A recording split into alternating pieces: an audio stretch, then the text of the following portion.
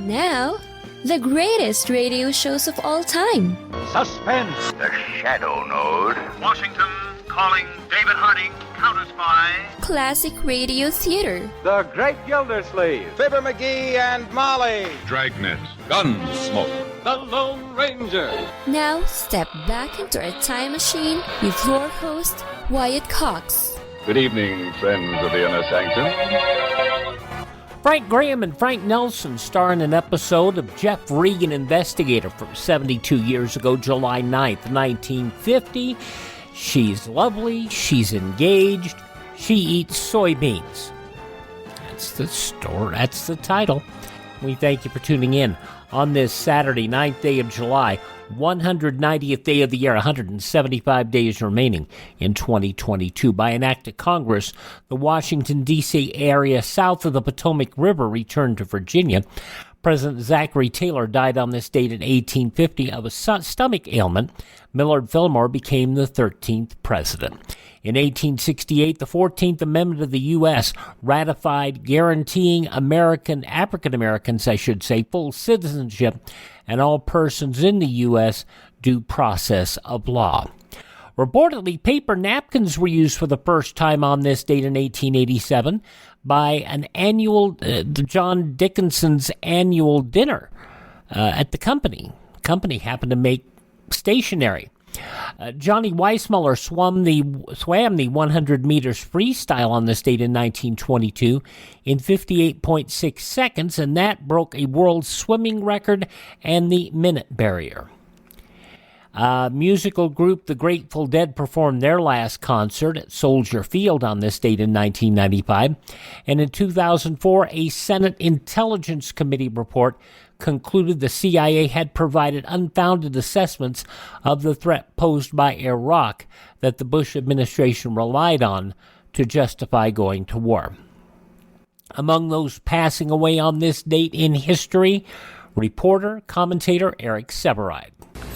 In the end, of course, it is not one's employers or colleagues that sustain one quite so much as the listening public when it be so minded. And I have found that it applies only one consistent test, not agreement with one on substance, but the perception of honesty and fair intent. There is in the American people a tough, undiminished instinct for what is fair. Rightly or wrongly, I have the feeling that I have passed that test. I shall wear this like a medal. Millions have listened, intently and indifferently, in agreement and in powerful disagreement. Tens of thousands have written their thoughts to me. I will feel always that I stand in their midst. This was Eric Sevareid in Washington. Thank you and goodbye. Eric Sevareid's farewell on November 30th, 1977. He did not pass away until 1992. Also passing away on this date, attorney Melvin Belli, actor Rod Steiger, Wheezy Jefferson, Isabel Sanford, Ross Perot, actor Rip Torn, and a delightful character actor, Charles Lane. I was always plagued, incidentally, by having to play with the big star. I could never play with the second woman or the second man or the comedian. I always had to play with the big star. So I went through life in total terror all my life. Yeah. Who now? Clark Gable? Yes, big star? Yes, one of my favorites. Yeah. He was a lovely man, and I think of him with great affection. Yeah. He was a man that... like some of those other very big stars, had very little security. I remember a story I tell about Clark. We were doing a theater picture. We were working in the old Wilshire Rebuild Theater in Los Angeles. And this was at the height of his career. And we had to go out to lunch. There was no commissary. And I wasn't terribly hungry, so I came back about a half an hour early, and there were two grips eating their lunch out of a paper sack. And Gable rehearsing, all by himself, up and down on the aisle, half an hour before the call. Mm-hmm. And I remember going up to him and saying, "What in God's name are you doing?" And he said, "Oh, Charlie, I've got to do something about this. I stink in this so terribly." Which was a remarkable thing, to be rehearsing a half an hour before the call at the height of his career when nobody else there. Yeah. But that was sort of typical. He was a character actor, played so many nasty character roles, but he was actually a fairly nice guy. Charles Lane, as you heard there in an interview with David Letterman back in 1982, Charles Lane passing away in 2007. This is the birth date of inventor Elijah Howe. Also, actor Vince Edwards, Ben Casey on television. Country singer Lee Hazelwood, born on this date as well. Mingo on the Daniel Boone Show. Fine singer and actor Ed Ames is 95 today. Shaft, Richard Roundtree, 80 years old. Author Dean Koontz, 77. O.J. Simpson, 75. John Tesh, 70. From L.A. Law and NYPD Blue, Jimmy Smits is 67. Tom Hanks, 66. Top Gun's Kelly McGillis, 65. Kevin Nash from the WWE and WCW and Impact Wrestling, 63 today. Courtney Love is 58. Sheldon Benjamin, still doing a pretty good job when he gets on WWE television, at 47. The Wonder Years' Fred Savage is 46. From the Cheetah Girls, actress Keely Williams is 36. And from the Chronicles of Narnia, Georgie Henley turns 27. Those just a few of the people who celebrate the 9th day of July as their birthday. And if this happens to be your birthday... Hi, we're the 4 freshmen, and we just want to say... Happy birthday to you. From 72 years ago, July 9th, 1950, Frank Graham, Frank Nelson, Jeff-Regan-Investigator on this Saturday Classic Radio Theater with Wyatt Cox on your favorite radio station. You ever make a change and then think, why didn't I do this years ago? Well, that's how people feel about switching to Medishare for their health care, especially now with inflation the way it is. People are very happy with the savings. Most families save about $500 a month when they switch. It's a huge help when prices are going up so fast in so many other areas. And Medishare's customer satisfaction rate is double that of health insurance. It's just a different experience, and people really like that. Medishare is an alternative to health insurance. It's a community of Christians who share each other's healthcare bills, and it's been going strong for over 25 years. It really is the gold standard, the most trusted name in healthcare sharing. Find out why people love it. Find out why they rave about the customer service, and find out how good it feels to save some money right now. They're super easy to talk to. Here's the number, 833-34-BIBLE. That's 833-34-BIBLE, 833-34-BIBLE. Now on Classic Radio Theater with Wyatt Cox, we go back 72 years, July 9th, 1950. Frank Graham and Frank Nelson. Ooh, does he? Appears on this episode of Jeff Regan Investigator 72 years ago, July 9th, 1950.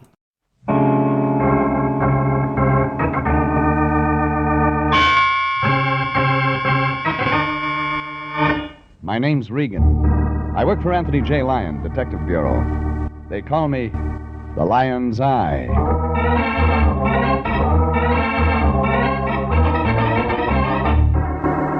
Sunday at 8:30, and CBS brings you Jeff Regan, Investigator, starring Frank Graham as Regan, with Frank Nelson as Anthony J. Lyon.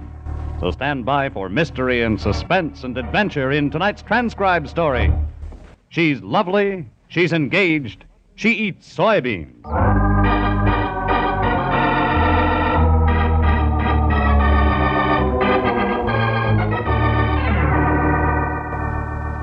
This one revolved around a beauty.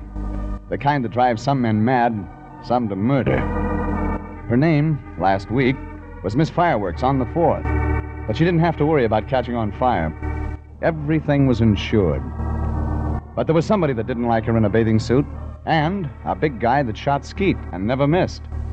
But once. I got a call from my boss, the Lion, last Wednesday morning before breakfast. Said he had to see me right away. When I got down to the Detective Bureau, the Lion was chewing slowly and holding a picture, Jeffrey. A photograph, to be exact. Chewing your cud, Lion? Wheat kernels, Jeffrey. Sunny fruit of Mother Earth. I saved some for your breakfast. Where's the marmalade? Don't scoff, my boy. These golden grains of patented wheat. Who's got a patent on wheat? Steve Albright. And this isn't just any wheat. It's grown only in a sun-splashed acre of alluvial soil, watered by a gushing spring of, have a kernel, Jeffrey. Thanks. It's the new miracle health food, my boy. If you're heavy, it slims you. If you're lean, it builds you up. And you need only 10 kernels a day. Here, have another. The picture, Fatso. Yes, the picture. Well, look what the wheat has done for this girl, Jeffrey. Wrong side up. Eh? Oh, yes. Ah, bathing beauty. Yeah, professional, my boy. He travels around the country doing. This. Yes. Yeah, but there's trouble afoot, Jeffrey. This lovely girl is in some sort of danger. What kind? That's your job, my boy. You must find out. Our retainer of $150 says you do. Who's Steve Albright? Her manager. He left me these pictures of the girl, and when I asked how she managed to keep her figure... He produced a sack of wheat and said, chew slowly. Something like that. What's the girl's name? Name? I guess I forgot to ask. You're right. Doesn't make any matter. Where do I find the Steve Albright? Yeah, I have the address right here. Oh, you're improving. Here it is. Now give me back my picture and get right out there. Mr. Albright said this girl is a very valuable property. Some photographs lie, but these told the truth. About soft hair flowing down to the waist. A fluted figure, tight in a two-piece bathing suit. If you look real close for it. Now, who'd want to get a girl like this into trouble? But somebody did. It was afternoon before I could contact Albright. His office was in a small white stucco building back of the Sunset Strip. No elevators. The directory said Steve Albright, Massive Enterprises Incorporated, Suite 3. I found it. The door said enter. I entered. Regan, excellent. The office was one room, a desk, and... Steve Albright is my name. Perfect. Glad you got here so soon. Excellent. Glad to know you. Wonderful. You're thinking this is a small office, that Massive Enterprises is broke. I ask you to examine the books, Mr. Regan. You've paid us. They're somewhere in this drawer. Oh, here they are. Excellent. Where's the girl? We'll come to her, fine. Grand. The books. You see? I go back to 1948. That's when I found her. What do you call her? Actual name, Jerry Shoulder. Marvelous. But no one knows her by that name. As you can see in the books, Mr. Regan, it's always something like Mr. Gold Coast. Mm-hmm. See, Chicago, $1,436.56. 2 days' work. Pictures, endorsements, radio shots. Mm-hmm. Good money for 2 days' work. Jerry was Miss Coal Tar Derivatives for the Duplan Manufacturing Empire. $2,769.84. In 3 days. Marvelous. Of course, the flower festivals and all have a bathing beauty contest, but they find it's much simpler and more advantageous to have a professional win. She knows how to pose, she knows what to say and do, and, of course, she's more beautiful. Makes sense. You say she's in trouble. We did very well in Kansas City as Miss Ground Round for the butchers. I want to know about now. Well, since we've been here, Mr. Regan, there have been innuendos, threats against her life. Why? I don't know. Well, here, you can see from a picture. You left pictures of her with Lion. I'm convinced. I mean, Mr. Regan, it's seldom that a girl comes along who has all... delightful. I mean, it's insured. Insurance is a wonderful business. Yeah, $100,000 overall. And Lloyd's of London will pay $10,000 if she injures those legs of hers. Mm-hmm. You want me to act as her bodyguard, eh? Precisely, Grand. Delightful. That is, if you feel you can resist her. You see, Mr. Regan, her value as a professional bathing beauty is ruined if she gets mixed up with men. Marries. Uh-huh. You, got a policy on that, too? $50,000. I promise I won't marry the girl. Your big job is to keep men away from her. What man? His name? Banyan. He's tall, good-looking. Yeah, I know him. It's cheap rackets here. Oh, excellent. Then we can do business. Just curiosity, Albright, but what about the golden grains of patented wheat? Oh, that's just a sideline of our enterprise, Mr. Regan. Women wonder how Jerry Shoulder managed to keep what you see in this photograph, so we started a little health food business on the side. Yeah, another thing, if something happens to Jerry's shoulder, who gets the insurance money? Massive Enterprises. Which is? Me. I checked the insurance policies. They seemed genuine. I asked where I could find Jerry's shoulder and was told the beauty parlor. Where else? And that's where I headed, only instead of a parlor, it was a beauty salon. The doors were plate glass, the doorman, an electric eye. The plate glass swung out. I swung in.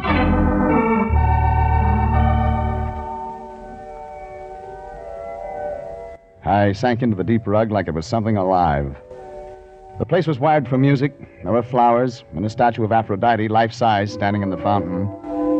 The official greeter was Trey Chick in ascot tie and cutaway pants. What's it to you, Mac? He said, noticing my glance. You maybe want your hair done? If you don't mind my asking, why are you working here?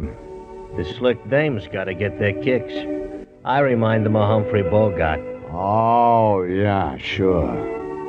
Well, now, Humph, could you tell me... My name is Mungo. Who was that? Just a dame getting beautiful. You was Aston? I'm looking for a girl named Jerry Shoulder. All right, wise guy. In here. Mr. Banyan will want to talk to you. The big guy rammed his shoulder into my stomach, then grabbed my arm and twisted it behind my back. He opened a door and shoved me into a room. He locked the door from the outside. There was another door, and it was locked, too. I looked around the room. It was like a medieval torture chamber. Weird racks and iron maidens connected to steam pipes. Metal rollers and headless horses. All to change nature's idea of what a woman should look like. I tried the door again. This time it opened. Only someone was coming in. She was young. She was lovely. She wore a bathing suit. Tall, deeply tanned brunette, moving easily toward me on calendar legs. You want to see me? There's more? I'm Jerry Shoulder. I thought maybe. I don't get to meet men. I'm sorry you caught me looking like this. It's all right. You see, I just had my hair done and had to wrap it in a towel. Oh, yeah. Mungo tried to keep me out of here, but I persuaded him to let me come in. You wanted me for something? I'm your new bodyguard, lady. Steve's starting that again. He doesn't want you to get into trouble. Oh, you wouldn't let anything happen to me, would you, Mr. Reagan? Oh, Mr. Reagan, the lion's eye. Oh, I've heard of you. I've heard you're very good. On some things. Well, you mustn't pay too much attention to my manager, Your Mr. manager Reagan. says you've been threatened. Oh, there must be some mistake. I've never been threatened in my life. Oh, pardon me while I climb up on my horse. Huh? Oh. There. Yeah. No, don't leave, Mr. Regan. Stay right here. It's time for my exercise. Do you have any idea who might want to do you bodily harm? I just love exercise, Mr. Regan. Yeah, sure. Could it be a man named Banyan? Mr. Regan, you've got to help me get out of this place. You man, come here. There was a woman standing in the doorway. There was a gun in her hand. I know how to use this. Get away from her. She motioned me toward the door. I obliged. Then we were in the hall, and I noticed the woman was holding the gun awkwardly. The safety was on. You men are all alike. Yeah, they tell me. Now, give me the gun. You stay away from Jerry. The gun. I'll just put it back in my purse, but you stay away from Jerry now. The woman dropped the gun into her purse. She wore a plain, hugging jersey dress. Gray hair in a bun at the back of her head. The kind of a woman you see in bars. Late. Alone. We've got to keep men away from Jerry. I'm sorry if I frightened you. Don't tell me you're a private eye. Yeah. I'm Martha, Jerry's wardrobe mistress.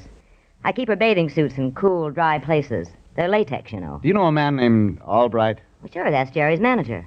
He's the one that told me to protect Jerry, keep the men away. Well, then why didn't you do it? The way she came walking in, anybody could have got to her. I was busy for a moment in the back, looking for a cool, dry place. Does Jerry know a small-time racketeer named Banyan? Well, if she does, I don't know about it. And I'm with her constantly. Yeah, like today. Oh, I'll bet you're Jeff Regan. Yeah, so Albright told you I was on the case, He huh? tells me everything, Mr. Regan. Mm-hmm. Well, maybe he can tell you why Jerry didn't follow us out into the hall. It does seem We strange. better take a look in that room. Jerry's shoulder was gone. Out the other door. But we still had a catch. Standing in the middle of the 17th century chamber of mechanical horrors was a 20th century mess. The ape in ascot tie and pearl buttons, only now his clothes were torn, his face scratched and bleeding. All right, where's the girl? I was only trying to help. Wake up, will you? Where is she? Mr. Banyan, he said... Banyan again. Keep her safe from guys. Snap he said. out of it, will you? I couldn't hit his girl. I tried to hold her. She hit me and scratched me. Is she still in the building? She even screamed at me, but I couldn't hit his girl. Banyan, sure. And I know where to find him.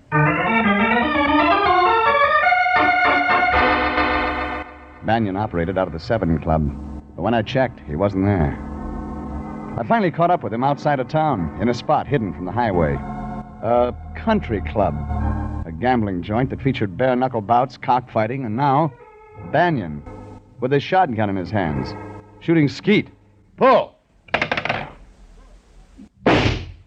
Dead duck. Nice shooting, Banyan. Talking to yourself, Banyan? Huh? Oh, Reagan. Shooting clay pigeons a little out of your line, isn't it, Banyan? Clay pigeons? You never know which way they'll fly. Sharpens the eye. Pull. Yeah. Makes it easy when you're trying for a larger target. Nice spot you got here. Doesn't belong to me if that's what you're after. No. The way I read it, brand new beauty parlor belongs to you. Likewise, a guy named Mungo. That's your new front. Reagan, it's a salon. Oh, yeah, I thought. What I'm after, Banyan, is a girl named Jerry Shoulder. Never heard of her. Beautiful, isn't she? Very. Look, I'm playing for keeps. Oh? You won't mind if I just slip a few more shells into my shotgun? Just remember, I don't scare. Oh, I'd almost forgotten. Open up, Banyan. Jerry Shoulder. You know what my enemies are saying, Reagan? That Jerry Shoulder's as good as dead. Pull! You missed. This time. I checked the club grounds. No Jerry Shoulder. She wasn't with Banyan. I headed back to L.A. fast.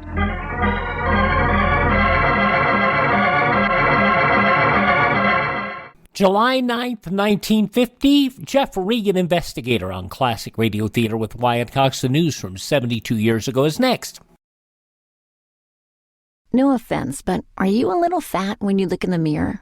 How would you like to learn the secrets to lose 3 to 5 pounds a week easily without joining the gym or going through any crazy diets? It's called Body Sculpt by Med Diet. For the last 2 decades, we've been helping people just like you that have pounds they want to shed. We've helped millions of people lose thousands and thousands of pounds over the years. And now it's your turn. Learn the secrets of how to lose weight with one simple phone call. You'll see an amazing difference in a matter of days. Don't believe us? We'll offer you a money-back guarantee. If you're ready to start losing weight right now, call right now to learn more about your risk-free order to Body Sculpt. Call for your risk-free offer. 800-738-5332. 800-738-5332. 800-738-5332. That's 800-738-5332. Are you in bad pain? You know what I mean. Your knees hurt. Your shoulder hurts. Your elbow and back are constantly killing you. And I'm sure you've tried every pain pill or cream available at the drugstore. Am I right? Well, here's something you haven't tried. Pain Magic. Pain Magic is not available at any drugstore. The only place you can get it is by calling the special toll-free number I'm about to give you. And to make things even better, call right now and find out about our buy one, get one free offer. We're so confident it'll work for you that we offer a free bottle with your purchase. No prescription required. Call now to learn how you can get Pain Magic and get rid of your pain. Remember, your results may vary. 800-492-8164. 800-492-8164. 800-492-8164. That's 800-492-8164.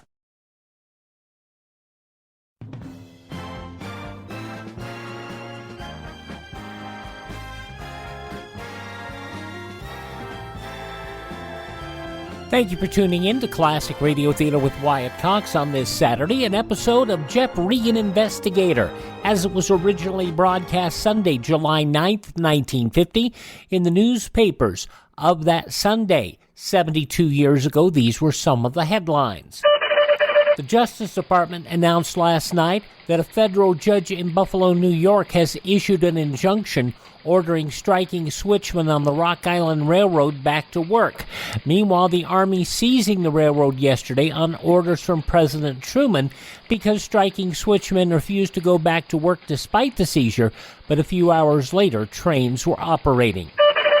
3 hardened inmates of Marquette State Prison in Michigan foiled late yesterday in a daring attempt to break out with the governor as hostage. The young governor, G. Menon Williams, escaped unharmed in the near riot that was quelled by fast action on the part of guards and state police. But before it was over, one of the convicts shot and seriously wounded in the abdomen. The governor's bodyguard stabbed twice in the back, and a prison guard suffered a broken arm.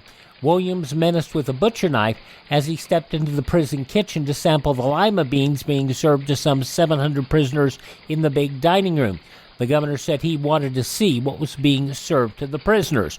One of the would-be escapees, 50-year-old Ralph Stearns of Detroit, involved in a 1939 break from the Upper Michigan prison. Russia repeated her charges yesterday that Britain, France, and the U.S. are violating the Italian peace treaty with regards to Trieste. A new Soviet note broadcast by the Moscow radio renewed statements originally made by Moscow April 20th. The U.S., Britain, and France tersely rejected the first note June 6th. The new note said the Western powers have systematically thwarted the appointment of a governor for the Free Territory of Trieste, as provided by the peace treaty. When Baltimore Vice Squad Chief Alexander Emerson burst into a pool room yesterday, he saw Frank Jeroman cram something into his mouth. The Captain Emerson ordered, "Spit it up." This destruction of numbers game evidence is what he suspected. Jeroman lowered his head, jaws working. He says, "Give me what you have in your mouth." Well, this time the man complied, Emerson telling Magistrate Leroy Shaughnessy, who then dismissed the lottery charges, a pair of false teeth. And 51-year-old Homer Smith sentenced in police court yesterday to 6 months for vagrancy and drunkenness. He counted on his fingers, and a surprised judge agreed to his request. So Smith pleaded, "How about making it 12 months, Judge? I don't want to get out of jail in the winter." And those some of the day's top news stories as reported in the newspapers of Sunday, July 9th, 1950. On your radio, Jeff Regan Investigator, which continues now on Classic Radio Theater with Wyatt Cox. It was late when I reached L.A. I had to get the Lion. I phoned him at his apartment. Nobody home. I called again 15 minutes later. Still no answer. I was getting worried. I went to his apartment. He wasn't there. I checked with the janitor. He told me the Lion was on the roof. That's where I found him. In bed. Lion. Hey, Lion. Lion Detective. Oh, it's you, Jeffrey. Why the Boy Scouting on the roof? I'm sleeping in nature's own clean, sweet air. My boy. I moved my cot up here just this evening. Look, Lion. You're sleeping under the stars, just as Mother Nature intended. Lion, If Mr. Albright says Miss Shoulder sleeps out even when it's raw, it's part of their health plan. Look at me, Jeffrey. I'm thinner already. You know, I've only had 8 kernels of the patented wheat today instead of 10. I did without dessert. Listen, Fatso, I'm heading for Jerry Shoulder's hotel. I want you to check on Banyan. Is that low criminal? Find out where he's been the last few days, how he's been spending his time, everything. Keep an eye on him. Oh, all right, Jeffrey, if you insist. I insist. Do you think you'll find Miss Shoulder at a hotel? Maybe. If she's alive.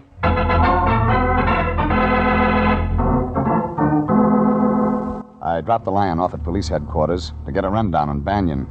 Then I drove to Jerry Shoulder's apartment hotel. The street was quiet and deserted. Most of the windows were black, just a few lights here and there. Patio balconies. Very swank. Inside, there was a self-help elevator.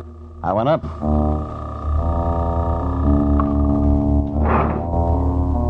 The elevator opened onto a long corridor. A small night light down at the end. The room was 306. I was almost at the door when the door banged open, and coming at me fast was that mug from the beauty parlor, Mungo. Out of my way! No, brother, not this time. It's my... My fist found his stomach as soft as pie. He doubled and fell. I jumped over him and ran into the apartment. The lights were on. The living room was empty. I tried the bedroom. The light was on in there, too, glaring white on what I didn't want to see. There was a body lying across the bed. Not Jerry Shoulder. A man's body, a bullet through his chest. The dead man was Steve Albright. The ripped sheet that covered him was stained purple.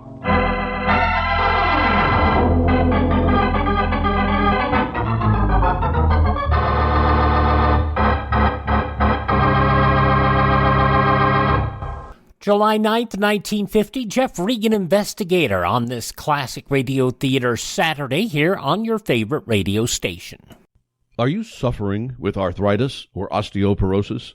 Do you have diabetes? Did you know that these are just 2 of the hundreds of diseases that have seen improvement with Dr. Wallach's incredible longevity products? You can't get them at a health food store. The only way to get them is to call us at 800-214-0065.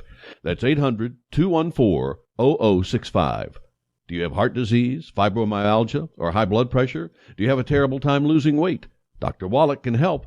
He was a veterinarian and cured diseases in animals. He felt that he could do the same for humans, so he became a physician. Over 50 years of research and helping people like you goes into every bottle of Dr. Wallach's amazing discoveries. Do you want to feel better? Learn how to treat the cause of your problem rather than covering up the symptoms with drugs. Call 800-214-0065. That's 800-214-0065.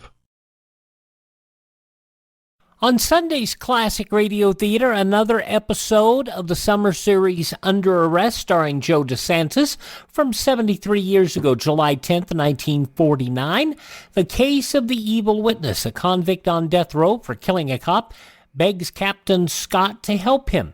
A cheap bookie and a two-timing wife, lead to a strange conclusion.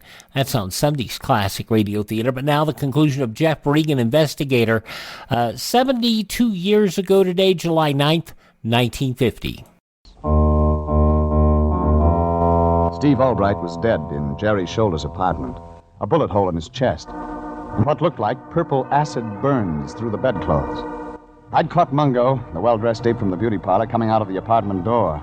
And I knew that Mungo worked for Banyan, the racketeer. Albright had hired me as Jerry Shoulder's bodyguard. He'd have done better to have hired me as his. I called Candid at Homicide. Now, the police photographers were gone. We were waiting for the coroner, Candid sitting on the bed next to Albright's body. Candid was eating Fig Newtons. Well, I'm glad you held on to Mungo, Regan. You think he did it, Candid? Open and shut case. You know, Jerry Shoulder was insured, but plenty. Yeah, you said. I called the night number of the insurance company right after I called you, Candid. They said all their policies were in effect but one. You know which one? I'm not interested, Regan. I've got the killer. It was the one that would have paid off to Albright. The deceased. If Jerry had married. That policy lapsed a month ago. Well, my insurance is always lapsing. Yeah, well, this one lapsed because Albright married Jerry Shoulder himself. What? The company wouldn't pay on that. And Albright couldn't let it out because there's no such thing as a married bathing beauty. So Mungo was nuts about the dame. She gives him the come on. He finds out about her being married, comes up here and... And? Have a Fig Newton, Regan. They're real fresh. And? Well, he was going to kill the girl, like they all do, Regan. You know that. But Mungo gets real mad when he finds her husband in her bed, and he knocks him off. Mungo denies it. They all do, Regan. You know, Candid, the way the bullet entered... Looks like it was a hurry-up job. So Mungo was nervous. You know Mungo worked for Banyan. We've got the killer. Mind if I, turn out these lights? Hey, now, wait a... Regan, I can't see. Yeah, it's kind of dark in here. Regan, where are you? I feel something moving.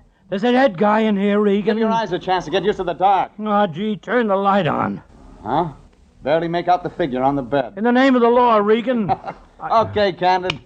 I've got all I need here.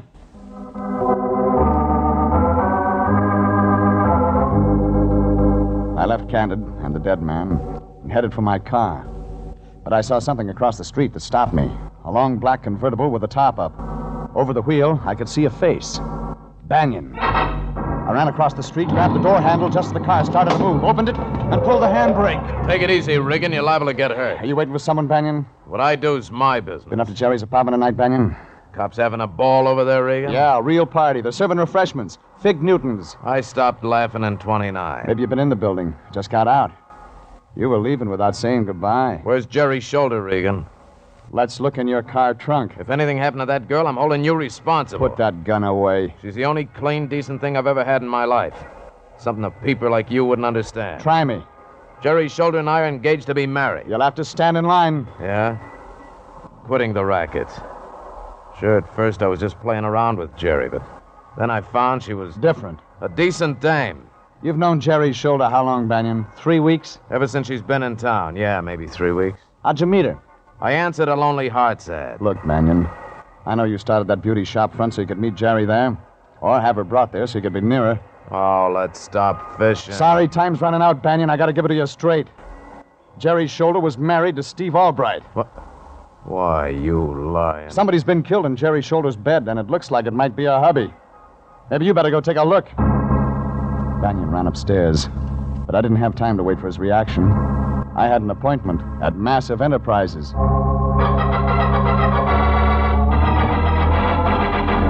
It was 4 a.m. now. A clear sky, pouring cold moonlight down on the deserted stucco that housed Massive Enterprises Incorporated. The outside door was open. Steve Albright's office was locked. It opened on the third key. I tried. I snapped the overhead light on. Everything just as I remembered it. I opened the desk and found what I wanted. When Steve Albright had said that Massive Enterprises consisted of himself, he was almost right. The health food sideline was in the name of Martha Highgate. I used the phone to raise the line. Tried every place I thought he might be. Then tried the office of the Detective Bureau. Yeah, Anthony J. Lyon, Detective Bureau. Anthony J. Me, Lyon. Fatso. Oh, Jeffrey, my boy. I've been trying to locate What'd you get on Banyan? That's what I wanted to tell you. I picked up his trail at the 7 Club. He was with Jerry Shoulder. Well, yeah. Yeah, I just talked to Banyan. Yeah, I'm not surprised, Jeffrey. I took his girl away from him. Jerry Shoulder? Yes, when they came out of the club, Banyan went to get his car. I spoke to Miss Shoulder and told her she was in great danger. Showed my credentials, and she came with me. With you? Yes. Oh, she's a very nice girl, my boy. She said she's had to go around with Banyan. He practically forced her to accompany him. Where's Jerry Shoulder now? Well, she was here at the office up until an hour ago. We had a midnight bite of wheat and quite a nice chat. She's gone? Well, I was out getting a drink of water, and when I came back, she was gone. Anything else on Banyan? Oh, yes. There is no Banyan. Come again? Banyan is just one of the aliases taken by a hoodlum whose real name is Highgate. Highgate? And he has an older sister named Martha. Yes, but how... That's all I needed. Thanks, Lyon. It began to make sense. When Banyan saw Jerry Shoulder had run out on him, he phoned downtown to Mungo, had Mungo check her apartment. That's where I found him. I looked through Albright's desk and found Martha Highgate's address. It was the Ronda Hotel. When I got there, the room clerk was smiling. Room 405, Regan, but you won't find Martha Highgate up there. Who will I find? Smooth day. Must be a friend. Had a bottle and some ice cubes sent up just a little while ago. Celebrating. Celebrating? Wearing a bathing suit.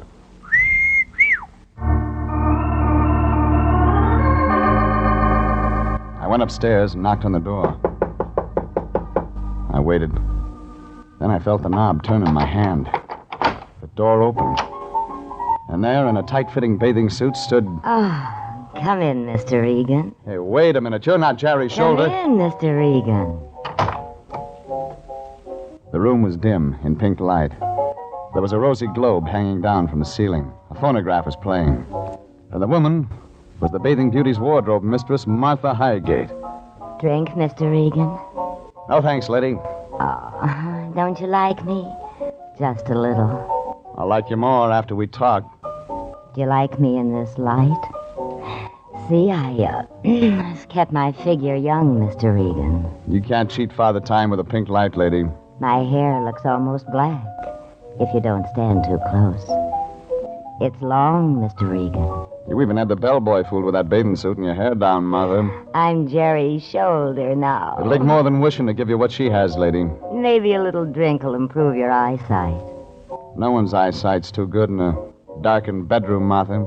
Bedroom. You loved Steve Albright, didn't you, Martha? Love Steve? Oh, sure, and he loves me. Yeah, he did all right by you, too.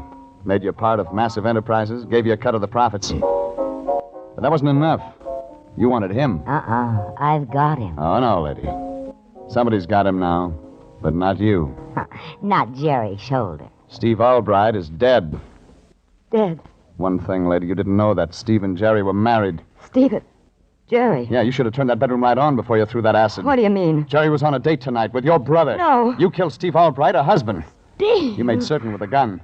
But you couldn't stand the thought of Jerry Shoulder looking beautiful even in death.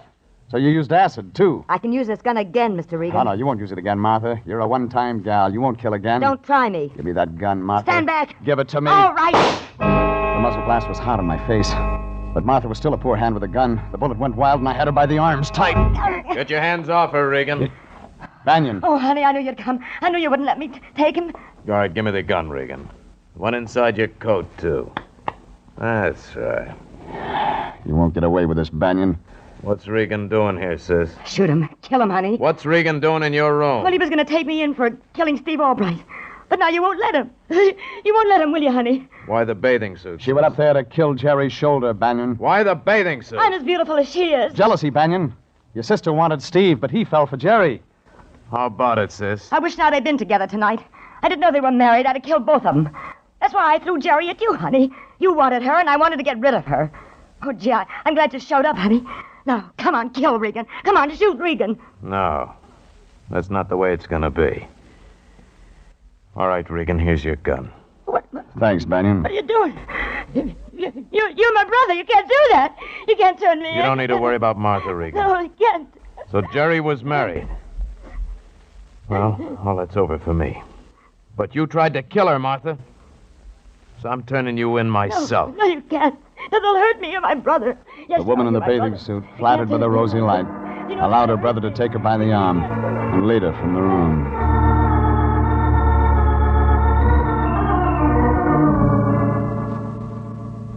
Banyan delivered his sister to Candid down at Homicide. But to make sure, I followed Banyan's car all the way. Too bad about Banyan. Jerry was the only good thing that ever happened to him in his life. But it happened too late. Anyway, Candid finally found the scared Jerry's shoulder, released Banyan's sidekick, Mungo, and that put a period. It was 10 in the morning when I checked in at the office. The lion was singing. There was a boy, a very strange, enchanted boy. Oh, nature boy. Oh, Jeffrey. Still packing away the wheat, Fatso? Oh, yes. Yeah, notice how much weight I've lost already, my boy. You know, this morning I saw my cheekbones for the first time in years. Oh, eyes sunken, color gray. Jeffrey, I've never felt so healthy. Yeah, I've been eating nothing but golden grains of patented wheat. Patented. Yeah, patented. You know, Miss Shoulder eats nothing but health foods, Jeffrey. Last night she recommended a health food restaurant where we might have lunch. The Grated Garbanzo Grotto. Fine. It serves nothing but the finest dried soybeans. Good. Yes.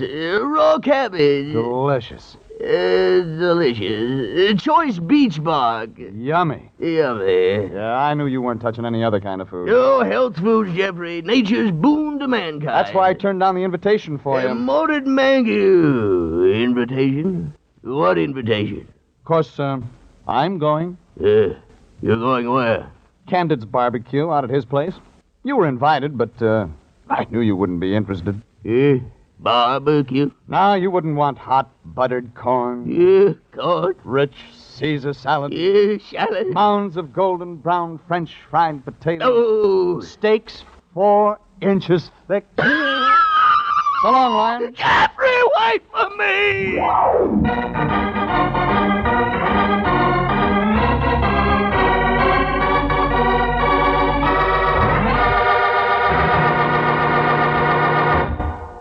Jeff Regan, Investigator, is written by William Frug and Gilbert Thomas, produced and directed by Sterling Tracy, and stars Frank Graham as Regan, with Frank Nelson as Anthony J. Lyon.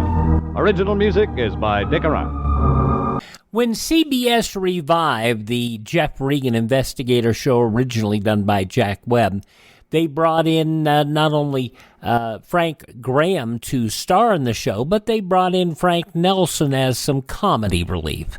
Jeff Regan Investigator from 72 years ago, July 9th, 1950, here on Classic Radio Theater with Wyatt Cox. Please thank this radio station and support their advertisers. It is their kindness and courtesy that allows us to be with you each and every time you roll around here on your favorite station. Also, visit my webpage, classicradio.stream. There you can stream our shows on demand, learn more about classic radio collecting. You can contact me there, and you can do like John did and buy me a coffee. And, of course, that little bit you give us toward coffee, that actually goes to either maybe buy me a new 2-liter of Dr. Pepper or some great radio shows. We're still locating them. We're still finding them. And we will add additional shows as we're able to. You can also find our shows, and there's a list of where you can find them on classicradio.stream, but you can find them through Spotify, Spreaker, Apple Podcasts, Google Podcast, Amazon, other places, just by searching Classic Radio Theater with Wyatt Cox. Have a great Saturday. Tell all your friends the great radio shows are right here at this spot on the dial. Classic Radio Theater with Wyatt Cox on your favorite station.